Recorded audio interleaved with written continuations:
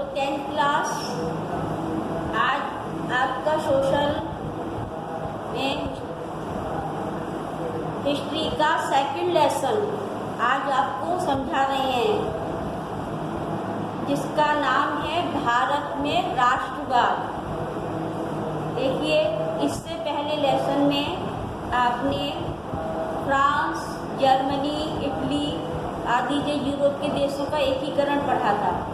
ठीक है, अब जो ना इनके बाद यूरोप में भी राष्ट्रवाद के साथ साथ नए प्रकार के राष्ट्र राज्यों का उदय हुआ, जिसके कारण देश के लोगों में नई प्रकार की समझ विकसित हुई।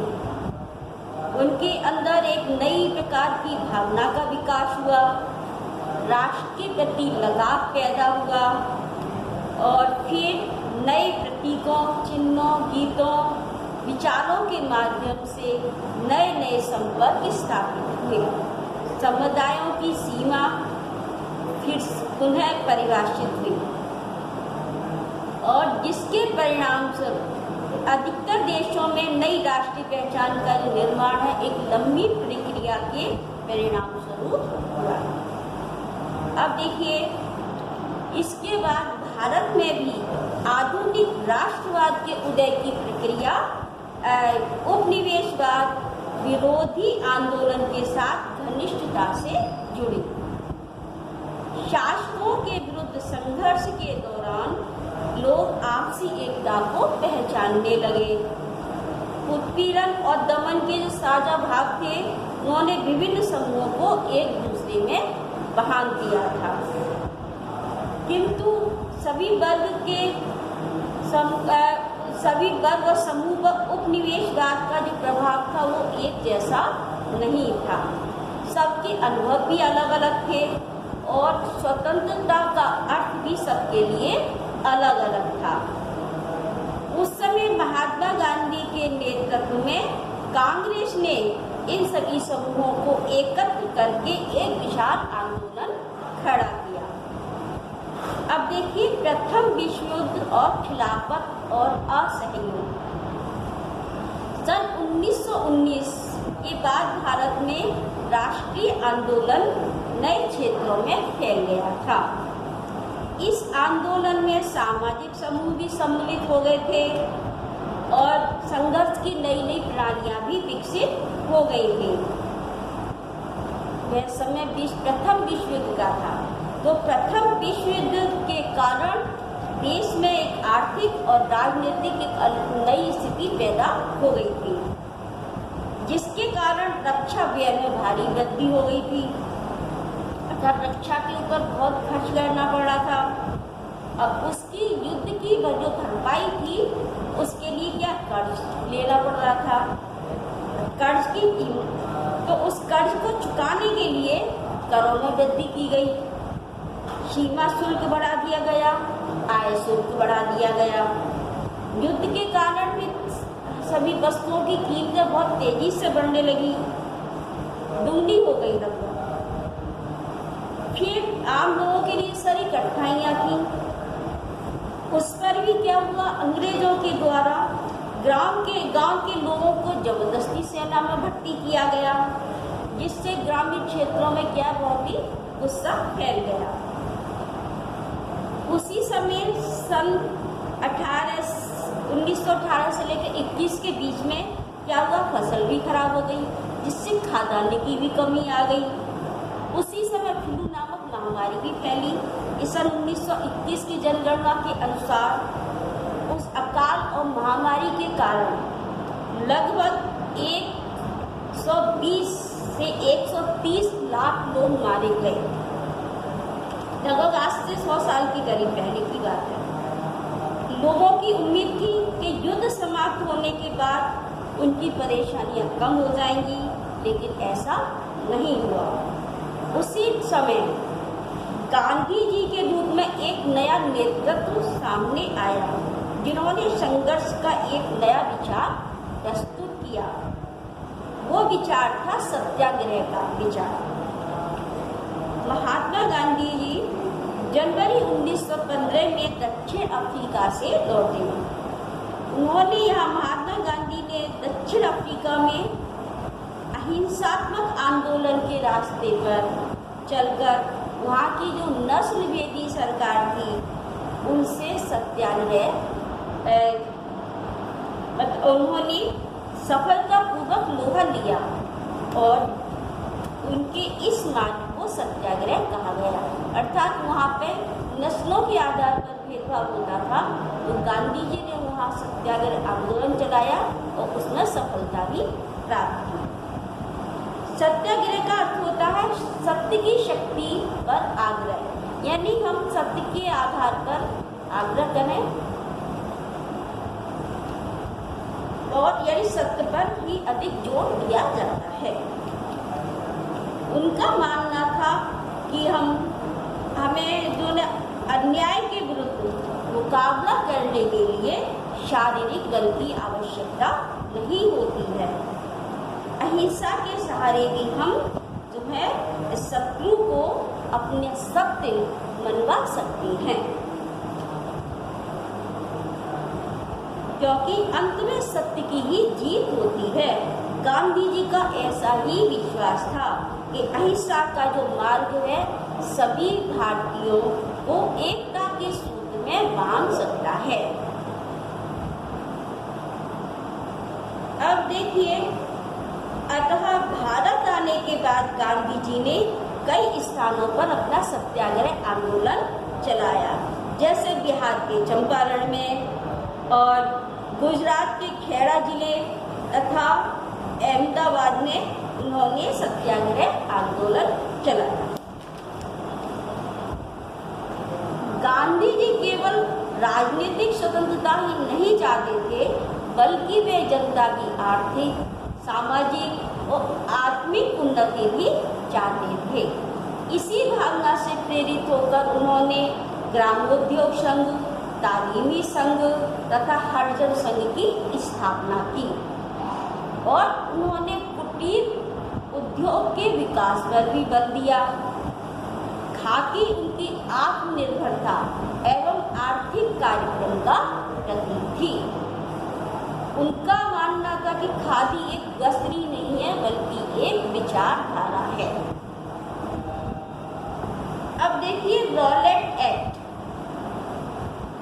जब गांधी जी ने यह सत्याग्रह चलाया था तो उस समय जो भारत में क्रांतिकारियों के दमन के लिए भारत सुरक्षा अधिनियम पारित किया गया और क्रांतिकारी गतिविधियों को समाप्त करने के उद्देश्य से न्यायाधीश सर सिडनी रॉलेट की अध्यक्षता में एक समिति का गठन किया गया। समिति ने परामर्श दिया कि देश में शांति स्थापित करने के लिए 2 अधिनियम बनाए जाने चाहिए। समिति की सिफारिश पर सरकार ने केंद्रीय सभा में 2 विधेयक प्रस्तुत किए। इनके विरुद्ध संपूर्ण देश में आवाज उठाई गई। इनमें से एक को तो अधिनियम का रूप दे दिया गया, जो 18 मार्च 1919 को रॉलेट एक्ट के रूप में पारित हुआ। इस अधिनियम के द्वारा मजिस्ट्रेटों को प्रारंभिक छानबीन के बाद किसी भी क्रांतिकारी को गिरफ्तार करने का अधिकार दिया गया। इसलिए इस अधिनियम का संपूर्ण देश में विरोध किया गया, लेकिन ब्रिटिश सरकार पर इसका कोई प्रभाव नहीं पड़ा, इसलिए रॉलेट एक्ट के विरोध में 30 मार्च 1919 और 6 अप्रैल 1919 को संपूर्ण देश में हड़ताल हुई।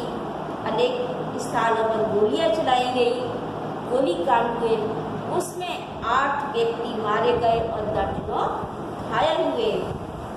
7 अप्रैल को गांधी जी को गिरफ्तार कर लिया गया, फिर बाद में रिहा कर दिया और गांधी जी की गिरफ्तारी के विरोध में अहमदाबाद में भी काफी दंगे हुए। फिर गांधी जी के हस्तक्षेप से वह दंगे शांत हो गए और रॉलेट एक्ट द्वारा सरकार को जनता की स्वतंत्रता प्रथा का अंत करने तथा संदिग्ध व्यक्तियों को बंदी गृह में डालने का अधिकार प्राप्त हो गया था। इसीलिए इस रॉलेट एक्ट को लोगों ने काला कानून की संज्ञा दी। रॉलेट एक्ट के विरोध में रैली जुलूसों का आयोजन हुआ। कामगार जो थे वो हड़ताल पर चले गए, दुकानें बंद हो गई, संचार व्यवस्था भी भंग हो गई थी। तो इस आशंका से जो भयभीत अंग्रेज थे उन्होंने राष्ट्रवादियों का दमन करना आरंभ कर दिया। अमृतसर में बहुत सारे स्थानीय नेताओं को गिरफ्तार कर लिया। गांधी जी के दिल्ली में प्रवेश करने पर प्रतिबंध लगा दिया गया। फिर 10 अप्रैल को पुलिस ने अमृतसर में शांतिपूर्ण जुलूस पर गोली चला दी। इसके बाद बैंकों, डाकखानों, रेलवे स्टेशनों पर हमला करने लगे। फिर वहाँ पर मार्शल लॉ लागू कर दिया गया और जिसकी कमान संभाली थी जनरल डायर ने। अब देखिए जलियांवाला बाग हत्याकांड हुआ 13 अप्रैल 1919 को। अमृतसर में बहुत सारे गांव के जो लोग थे वो सालाना बैसाखी मेले में भाग लेने के लिए जलियांवाला बाग मैदान में एकत्र हुए, लेकिन वहाँ किसी को ये नहीं मालूम था कि शहर में मार्शल लॉ लगा हुआ है। और उस मैदान में सरकार द्वारा जो दमनकारी कानून था उसके विरोध में वो लोग एकत्र हुए थे। और जो मैदान था वो चारों ओर से बंद था, उसका मात्र एक ही जो ना गेट था। जनरल डायर ने हथियारबंद सैनिकों के साथ वहाँ पहुंचकर उस एकमात्र गेट को भी बंद कर दिया और फिर उनके सिपाहियों ने अंधाधुंध गोलियां चलाना शुरू कर दिया और जिसमें सैकड़ों लोग मारे गए, जिसे हम जलियांवाला हत्याकांड के नाम से जानते हैं। और इस हत्याकांड का समाचार बहुत ही तीव्रता से फैल गया तथा उत्तर भारत के सारे लोग शहर के लोग सड़कों पर उतर आए, हड़ताल घूमने लगी। फिर पुलिस से मोर्चा भी लेने लगे, सरकारी भवनों पर हमला करने लगे। सरकार ने भी इन सब गतिविधियों को बहुत ही निर्ममता से कुचल दिया तथा सरकार लोगों को अपमानित और आतंकित करना चाहती थी। सत्याग्रहियों को जमीन पर नाक रगड़ने के लिए और सड़क पर घिसट कर चलने के लिए मजबूर करती थी। लोगों को कोड़े भी मारे जाते थे, उन पर बम भी बरसाए जाते थे। जब हिंसा को फैलते हुए महात्मा गांधी ने देखा तो उन्होंने अपने आंदोलन को वापस ले लिया। रॉलेट एक्ट बहुत बड़ा आंदोलन तो था, किंतु वह अभी भी मुख्य रूप से शहरों कस्बों तक ही सीमित था और गांधी जी से पूरे भारत में और अधिक बड़े जनाधार वाला आंदोलन खड़ा करना चाहते थे। महात्मा गांधी का मानना था कि हिंदू मुसलमान को एक दूसरे से जोड़े बिना कोई भी आंदोलन नहीं चलाया जा सकता। तो गांधी जी को लगता था कि खिलाफत का मुद्दा उठा करके दोनों समुदायों को एक दूसरे से जोड़ सकते हैं। इसीलिए फिर खलीफा की तात्कालिक शक्तियों की रक्षा करने के लिए मार्च 1919 में बम्बई में एक खिलाफत समिति का गठन किया गया। मोहम्मद अली और शौकत अली भाइयों के साथ साथ कई युवा मुस्लिम नेताओं ने इस मुद्दे पर संयुक्त कार्रवाई की संभावना खोजने के लिए महात्मा गांधी के साथ चर्चा शुरू की।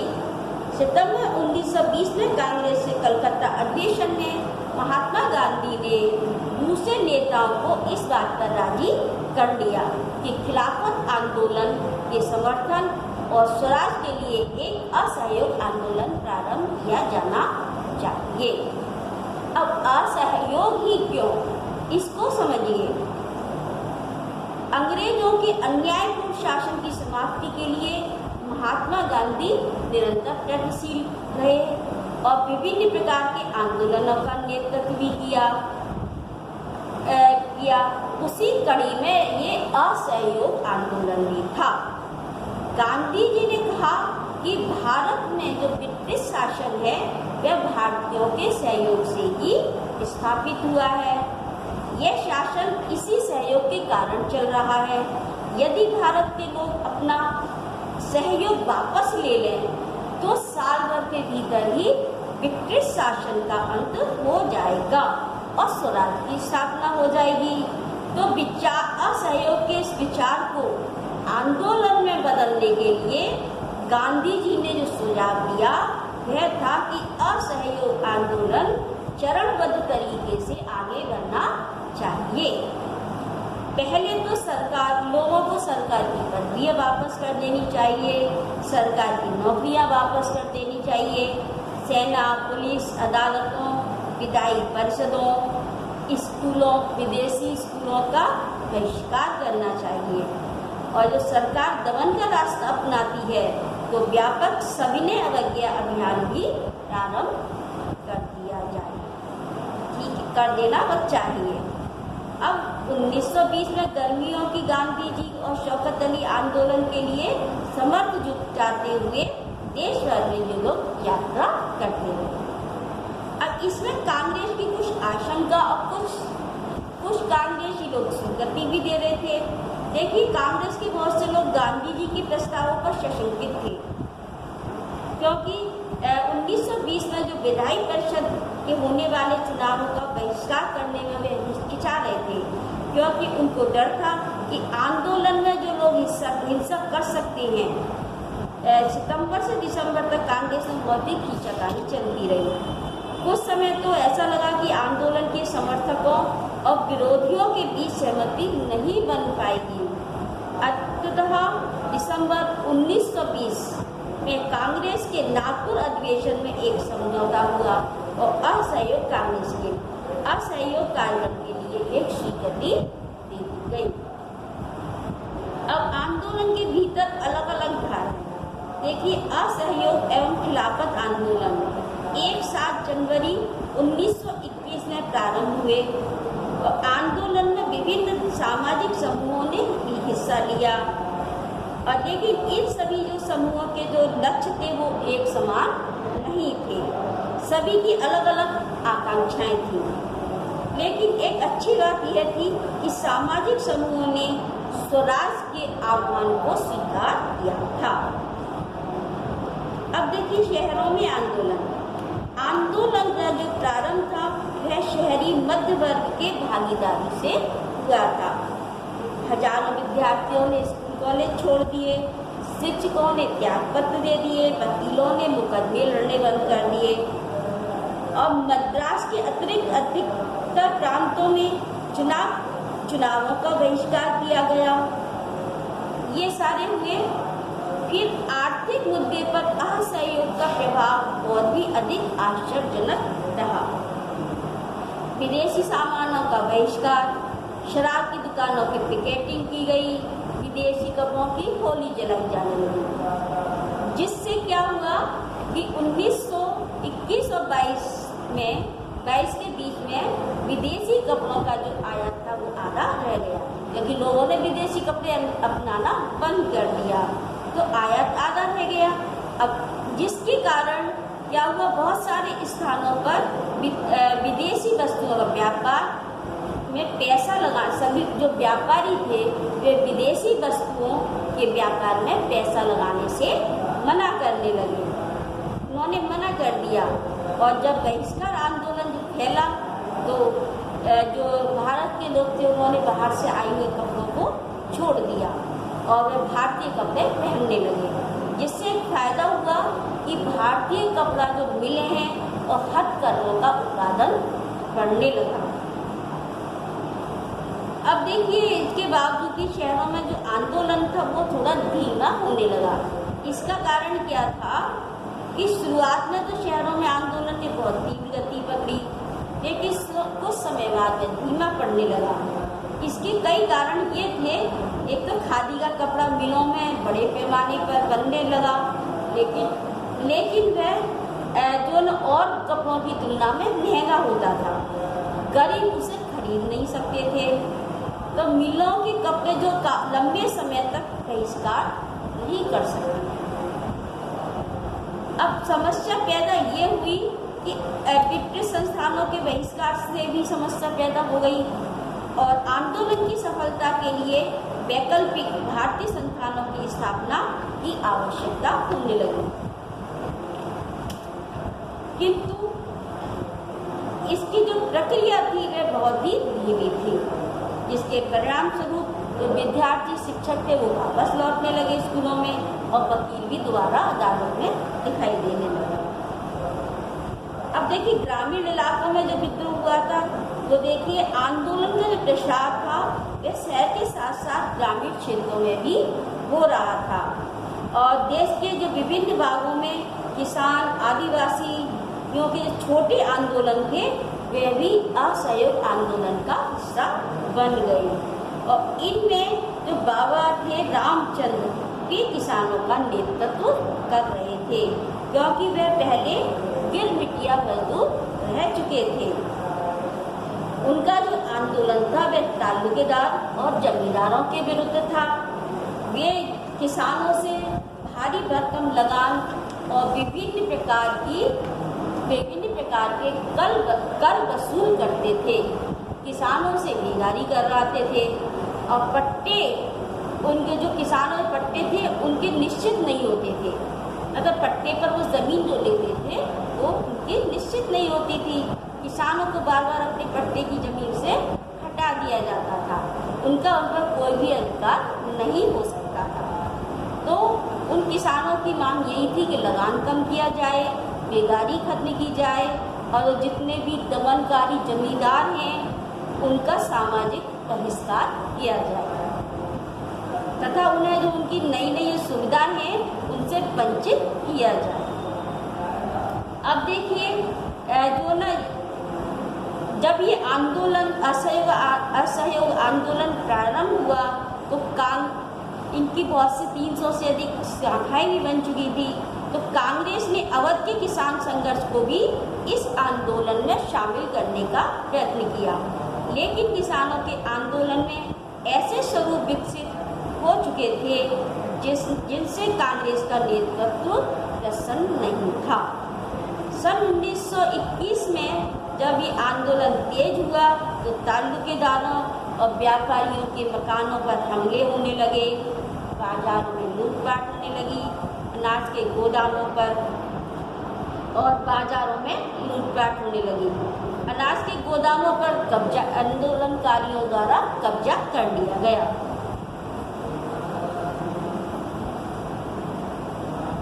और वे लोग जो थे आंदोलनकारी वे महात्मा गांधी का नाम लेकर जो ना लोग और सारी कार्रवाइयों और आकांक्षाओं को सही ठहरा रहे थे और उनको और ये भी भरोसा हो गया था वहाँ के किसानों को कि अब जब ये गांधीवाद आ जाएगा तो किसी को लगान नहीं देना पड़ेगा और वो जमीनें व गरीबों में बांट दी जाएगी। फिर देखिए अंग्रेजी सरकार ने बड़े बड़े लोगों को जंगलों में लोगों के प्रवेश का प्रतिबंध लगा दिया था। ये आंध्र प्रदेश का है उदाहरण है, तो प्रतिबंध लगा दिया था और जिससे उनकी रोजी रोटी पर प्रभाव पड़ रहा था, क्योंकि उनको जंगल से लकड़ी फल वगैरह जो न बीनना मना कर दिया था। तो वे भी बहुत गुस्से में थे और परेशान थे। तो उन्होंने क्या किया, उन्होंने भी सड़कों के निर्माण के लिए बेकार करने पर उनको मजबूर किया जा रहा था। उन्होंने भी विद्रोह सरकार के विरुद्ध विद्रोह कर दिया। अब जो यहाँ थे, अब देखिए बागानों में स्वराज। महात्मा गांधी के विचारों और स्वराज की अवधारणा के बारे में मजदूरों की उनकी एक अलग समझ थी। आसाम के बागानी मजदूरों के लिए स्वतंत्रता का अर्थ था कि वे चार दीवारी से बाहर कहीं भी आ जा सकते हैं, क्योंकि जिनमें उनको बंद करके रखा गया था, मतलब उनको एक चार दीवारी के अंदर ही बंद करके रखा गया था, उनको बाहर जाने की स्वतंत्रता नहीं थी। इसलिए स्वतंत्रता का अर्थ उनका यही था कि अब वे चार दीवारी से बाहर निकल पाएंगे और अपने गांव में अपने घरों को जा पाएंगे। और फिर उन्होंने क्या उन्होंने बागानों में काम करने के लिए भी मना कर दिया। और वे असहयोग आंदोलन के बारे में जब उन्होंने सुना तो उन मजदूरों ने अधिकारियों की अवहेलना करनी शुरू कर दी, बागान छोड़ दिए और वो अपने घर की ओर चल दिए। उन्हें ये लगता था कि अब गांधी राज आ रहा है, अब तो सबको प्रत्येक को गांव में जमीन मिल जाएगी। तो वो जब चल दिए लेकिन वो अपनी मंजिल तक नहीं पहुंच पाए। उन्हें रास्ते में ही पुलिस ने पकड़ लिया और उनकी पिटाई की। अब स्थानीय लोगों की दृष्टि में स्वराज का अर्थ, क्योंकि उनके जो महात्मा गांधी के असहयोग आंदोलन से ये लोग जुड़ते जा रहे थे, ये आसाम के बागान के लोग वो मजदूर थे। अब स्थानीय लोग पहले की समूह के लिए जो स्वतंत्रता था अलग अलग था, सब अपने अपने अनुकूल की स्वतंत्रता को समझ रहे थे। अब ये देखिए, स्थानीय आंदोलनों की अपेक्षा और दृष्टियों को कांग्रेस के कार्यक्रम में परिभाषित नहीं किया गया था। स्थानीय लोगों ने स्वराज शब्द का अपने अपने हिसाब से अर्थ निकाल लिया। उनके लिए यह एक ऐसे युद्ध का द्योतक था कि जब सारे कष्ट, सारी मुसीबतें खत्म हो जाएंगी। और आदिवासियों ने गांधी जी के नाम का नारा लगाना शुरू कर दिया और स्वतंत्र भारत की हुंकार भरी थी। वे अखिल भारतीय आंदोलन से कहीं ना कहीं भावात्मक स्तर पर जुड़े हुए थे और महात्मा गांधी का नाम लेकर के वे काम करते थे। और आंदोलन, वे अपने इस आंदोलन को कांग्रेस के आंदोलन से जोड़कर देखते थे। वास्तव में एक ऐसे आंदोलन का वे अंग बन जाते थे जो उनके क्षेत्र तक ही केवल सीमित नहीं था, अर्थात और पूरे देश तक ही फैला हुआ था। अब देखिए, इसमें जब राष्ट्रीय आंदोलन में शामिल बहुत से लोग थे जिनको अंग्रेजों ने पकड़ के मौत के घाट उतार दिया था। उसमें हमारे अशफाकुल्लाह खां थे, उनको झूठे मुकदमे में फैजाबाद फंसा करके फैजाबाद सेंट्रल जेल में फांसी दे दी गई थी 19 दिसंबर 1927 को। फिर थे खुदीराम बोस, प्रफुल्ल चाकी, इनको भी किंग्सफोर्ड की हत्या की साजिश में तथा लेडी बेनेडी की हत्या के आरोप में 1908 में मुजफ्फरपुर सेंट्रल जेल में फांसी दे दी गई। भगत सिंह, इनको भी एक पुलिस ऑफिसर की हत्या के जुर्म में 1931 में लाहौर सेंट्रल जेल में फांसी दे दी गई। दिनेश चंद्र गुप्ता, इनको 7 जुलाई 1931 को मात्र 19 वर्ष की आयु में जिला कलेक्टर डगलस की हत्या के आरोप में ढाका में थे, उनको फांसी दे दी गई थी। इन लोगों को अंग्रेजों ने फांसी दी थी।